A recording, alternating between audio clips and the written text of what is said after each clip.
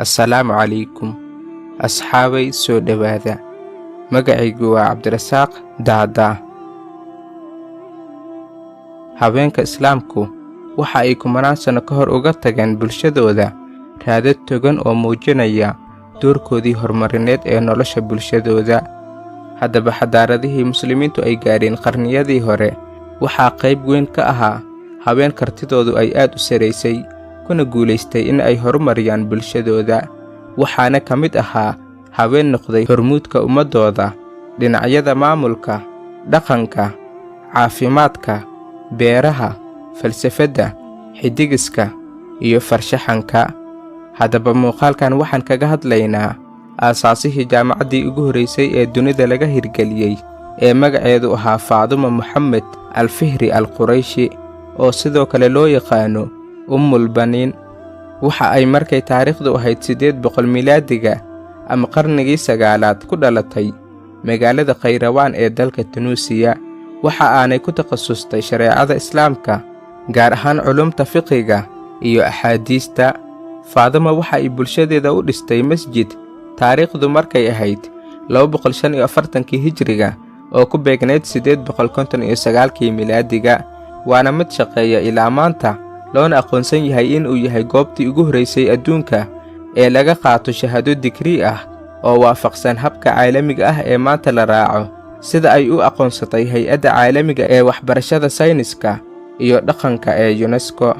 Waana jaamacadda hadda lagu magacaabo Jaamacadda Al-Qarawiyyiin oo ku taala magaalada Faas ee dalka Morocco, waxaana ay ku jirtaa buugga lagu qoro dhacdooyinka dunida ee Guinness World Record. Faadumo iyo qoyskeeduba waxay ka mid ahaayeen qoysas dhowr ah oo ka soo guuray dalka Tunuusiya una guuray waddanka Morocco xilligii uu Morocco boqorka ka ahaa Idriiskii labaad. Kadib markii aabbaheeda iyo ninkeeda iyo weliba walaalaheeda ay dhinteen, iyada iyo walaasheed Maryam waxay dhaxleen hanti aad u fara badan. Faadumo iyo walaasheed Maryam waxay rabeen inay lacagtooda dhan ay ku bixiyaan shaqooyin wanaagsan oo anfacaya dhammaan bulshadii la noolayd, si ay ayagana u helaan barakada Eebbe. Haddaba si ay riyadooda u rumeeyaan, Faadumo waxay magaalada Faas ee dalka Morocco ka dhistay masjidka Al-Qarawiyyiin sanadka markuu ahaa 245 Hijriga ama 859 miilaadiga, halka walaasheeda Maryam ay dhistay masjidka Al-Andalus. Masjidka Al-Qarawiyyiin waxaa loo beddelay jaamacad, taasoo noqotay xarun muhiim u ah waxbarashada. Sidoo kale waxay ahayd jaamacaddii ugu horreysay ee Islaamka iyo weliba jaamacaddii ugu horreysay ee dunida laga dhisay.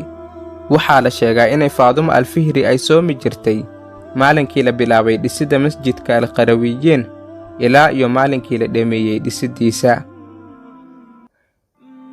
Markay dhammaatay dhisiddiisa ayay Faadumo gudaha u gashay masjidka, wayna ku tukatay ayadoo Ilaah u mahad celisay.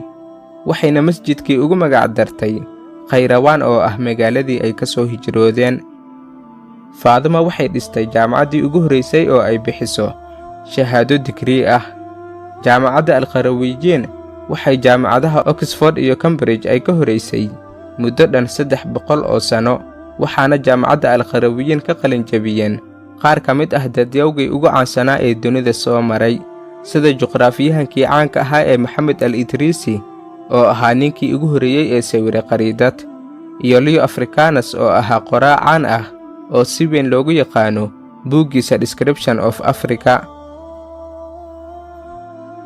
Allah u naxariistay Faadumo Al-Fihri ama Baniin waxay ahayd qof sadaqo badan bixiya oo naxariis badan, waxayna ka mid tahay haweenkii muslimiinta ahaa ee taariikhda islaamka baaldahab ah ka galay, waxayna geeriyootay 880kii miilaadiga. daawade muuqaalkan haddaad ka heshay like saar, sabskraibna ha ka ilaawin. wassalaamu calaykum.